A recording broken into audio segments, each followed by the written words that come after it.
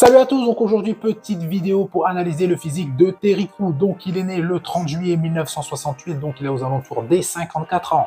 Il mesure environ 1m88 pour 98 kg, donc un ratio plus 10 par rapport à sa taille, avec un body fat qui est toujours très bas, qui vacille autour des 7 à 8% à longueur d'année, et ça depuis pas mal de temps.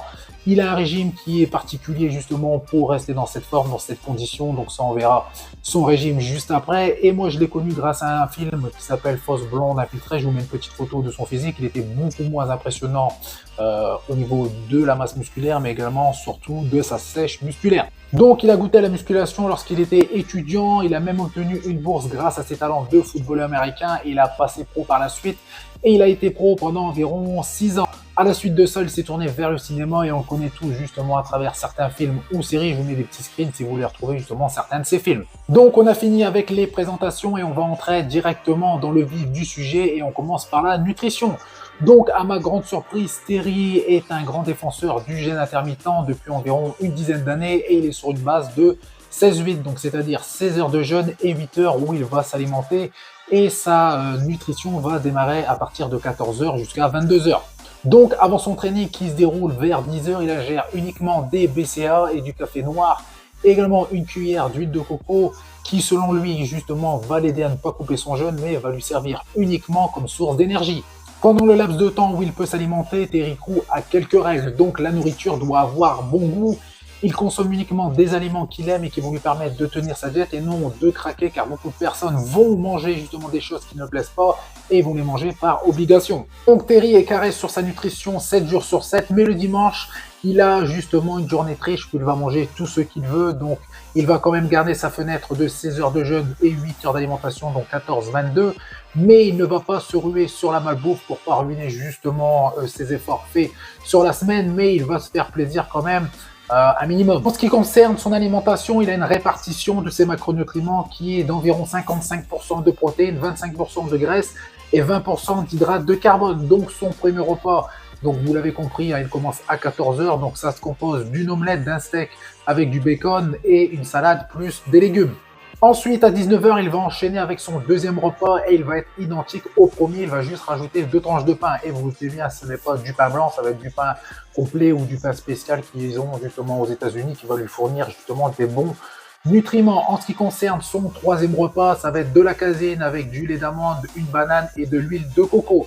Et vous vous doutez bien qu'avec uniquement 3 repas pour avoir justement ses besoins caloriques en ce qui concerne les lipides, également les glucides et les protéines, il doit y avoir justement pas mal de quantité au niveau de ces 3 repas parce qu'avec un physique de 98 kg, rien qu'avec les protéines, vous comptez 2 grammes par kilo de poids de corps, vous êtes aux alentours de 180 à justement 200 grammes de protéines par kilo de poids de corps, et avec justement uniquement 3 repas, il va falloir quand même avoir entre 60 à 70 grammes de protéines par repas. Il explique également qu'au début, lorsqu'il a commencé ce type de régime, il avait énormément faim. Après quelques temps, bien évidemment, son corps s'est adapté, les fragales ont disparu petit à petit, il mange beaucoup moins que par le passé et il est plus vite rassasié. Il précise également qu'il essaye justement de caser ses hydrates de carbone plus sur ses 2 derniers repas. Donc on a fini avec sa nutrition, donc on va enchaîner sur son entraînement. Donc Terry a un entraînement particulier et je trouve qu'il est quand même intelligent, qui a été mis en place par son staff. Il ne cherche pas à être trop volumineux au niveau de sa masse musculaire, mais plutôt de rester sec à longueur d'année. Mais entre nous, je ne pense pas qu'il a justement la même notion que moi au niveau en termes de masse musculaire, parce que c'est un sacré morceau, surtout pour 54 ans. 1m88 pour 98 kg à 7-8%, je peux vous dire que c'est un sacré morceau, et lorsque vous devez justement le voir en face de vous, il doit faire justement très volumineux. En ce qui concerne sa répartition des entraînements, il s'entraîne 3 à 4 fois par semaine avec plusieurs groupes musculaires lors d'une séance et non un groupe musculaire sur une séance spécifique. Ensuite, en matière d'entraînement, donc il a une approche un petit peu différente de ce que je peux voir d'habitude, parce que selon le script du film, le temps à l'écran où on verra peut-être plus un groupe musculaire ou une partie du corps spécifique, il va se focaliser justement sur ces groupes musculaires en particulier à l'entraînement. Donc ça doit être pour ça que ses jambes sont aussi en retard par rapport au haut de son corps, parce que les jambes, vous allez le voir justement quand je vais analyser ça rapidement, ses jambes sont vraiment en retard par rapport à son haut du corps qui est monstrueux. Et justement tout à l'heure, je vous ai donné le titre d'un film où j'avais découvert justement Terry Crews. Et dans ce film, il y a une scène où il va sortir d'un chalet, où il s'est badigeonné d'huile, il est complètement luisant, il brille de mille feux. Donc je vous mettrai la scène si je peux, parce qu'avec les droits d'auteur, je ne sais pas si je vais pouvoir l'inclure dans cette vidéo, mais si vous ne le voyez pas, donc j'aurais dû la couper au montage. Et je vais vous la raconter rapidement si j'arrive pas à la mettre dans cette vidéo. Donc il sort d'un chalet, il s'est badigeonné d'huile, il brille, et la caméra va faire un gros blanc sur lui. Donc je pense, si je me trompe pas, donc je vais revisionner ça de haut en bas, et on voit justement un haut de son corps monstrueux, et lorsqu'on descend sur les jambes, c'est catastrophique, et on voit justement une réelle différence entre le haut et le bas de son physique. En plus de ces séances de musculation, il aime énormément le cardio en intervalle training. D'ailleurs, après chaque entraînement, il va effectuer justement du cardio, et en dehors de ces jours d'entraînement, donc je vous ai dit 3 à 4 entraînements par semaine, il va effectuer 2 séances spécifiques de cardio, et il a également des entraînements spécifiques pour sa sangle abdominale. Et chose très importante que vous devez suivre à la lettre, il est très à l'écoute justement de son corps et va planifier ses séances en fonction de son degré de récupération. Autre point important, c'est qu'il est conscient de ses points faibles par rapport justement à son physique, et il va travailler davantage justement les groupes musculaires où il a du mal à prendre du muscle, où justement il y a une grosse différence au niveau du développement musculaire, comme le haut de son pec, donc la partie claviculaire. Donc vous allez le voir après dans l'analyse physique, je vais faire rapidement. Et également ses jambes, mais les jambes, je ne vois pas vraiment de réel progrès là-dessus. Et au niveau claviculaire, donc la partie claviculaire, le haut de son pec, c'est la même chose. Donc je ne sais pas si c'est un problème par rapport au manque de fibres musculaires justement dans cette zone, un problème de mouvement, un problème d'exécution. Donc ça, s'il a besoin d'un coach, il peut m'appeler. Je me ferai un plaisir justement de l'aider à progresser. Et on va finir avec les compléments alimentaires que Terry va consommer. Donc par rapport à ce qu'il a dit justement dans différentes interviews, etc., il ne consomme uniquement de la caséine et des BCAA. Donc, après, si vous posez la question, bien évidemment, il n'est pas naturel, hein, comme je vous ai déjà dit dans certaines vidéos, plus 2, plus 4, etc. Là, vous avez un plus 10 à 7-8% avec une masse musculaire énorme. De plus, ses jambes sont vraiment à la ramasse, donc s'il aurait justement de bons quadriceps, hein, et des bons ischios, il aurait certainement quelques kilos supplémentaires sur la balance. Donc j'avais terminé la vidéo de présentation par rapport à son entraînement et à son alimentation. J'ai fait encore quelques petites recherches et je suis tombé sur un nouvel article qui est assez récent.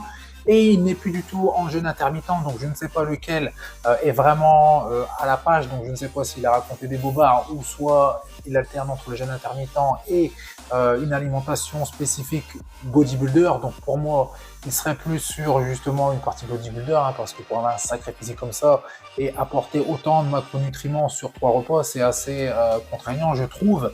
Donc pour moi, c'est plus judicieux de partir sur plusieurs repas sur la journée, et c'est ce qu'il a fait. Donc, en ce qui concerne les compléments alimentaires, c'est la même chose. J'ai une liste qui est un petit peu plus fournie que celle que je vous ai donnée juste avant. Donc, juste avant, je vous ai dit BCAA et caséine. Là, en ce qui concerne la nouvelle liste, vous avez du green tea, donc du thé vert, et également des acides aminés, des protéines en poudre. Donc, là, on ne parle pas juste d'une caséine. Là, il va y avoir de la whey, etc. Un pré-workout, donc un booster, des BCAA, ça je vous l'avais cité, et également du multivitamine. Et je suis sûr qu'il doit y en avoir encore d'autres. En ce qui concerne sa nutrition, donc là, il est plus parti sur, comme je l'ai dit, un programme alimentaire type bodybuilder, hein, quelqu'un qui s'entraîne énormément a besoin d'apports énormes également, surtout avec un physique pareil. Donc là, il répartit ses repas sur 6 repas. Donc le premier, ça va être une pomme, donc un fruit avec un cocktail vitaminé. En ce qui concerne le repas numéro 2, donc là, je vous ai dit tout à l'heure, hein, protéine check, donc protéines en poudre. Donc là, c'est pas spécifié si c'est de la whey ou de la caséine. En ce qui concerne le repas numéro 3, donc yaourt, donc je pense plus que ça doit être du fromage blanc. En ce qui concerne les granolas, donc ça, c'est des hydrates. En ce qui concerne le repas 4, ça ressemble un petit peu à celui que je vous ai cité tout à l'heure. Du poulet, de la salade, omelette, bacon et encore une protéine en poudre. Donc là, ça fait un sacré repas. Ça doit être celui après justement son entraînement ou juste avant, parce que c'est quand même assez conséquent.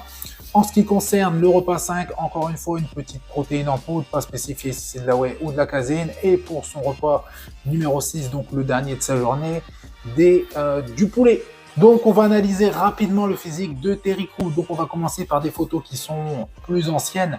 Il a un physique beaucoup plus massif, mais là on voit qu'il a justement des réels point faible par rapport à son physique, parce que tout à l'heure, rappelez-vous, je vous ai dit qu'il avait entraîné son corps de façon à améliorer ses points faibles. Tout à l'heure, j'ai dit que ça n'avait pas marché, mais j'ai vu justement 2 nouvelles photos et on voit que justement il a progressé par rapport, comme je l'ai dit tout à l'heure, je vous ai parti de sa partie claviculaire, donc le haut de son pec, et on voit justement qu'il a pris du haut du pec, donc il a bien travaillé. Donc je retire mes dires de tout à l'heure. Donc là, sur cette photo, vous voyez qu'il est toujours bien massif, mais il pas du tout symétrique. Donc vous voyez, hein, il a des pectoraux qui sont un petit peu, comme je l'ai dit, lorsque j'aime pas, avec une sorte de gynécomastie. Quand vous avez la partie basse beaucoup plus développée que le reste du pec, ça fait presque une paire de seins. Donc vous pouvez le voir justement sur cette photo. Par contre, les bras sont énormes, les épaules pareil.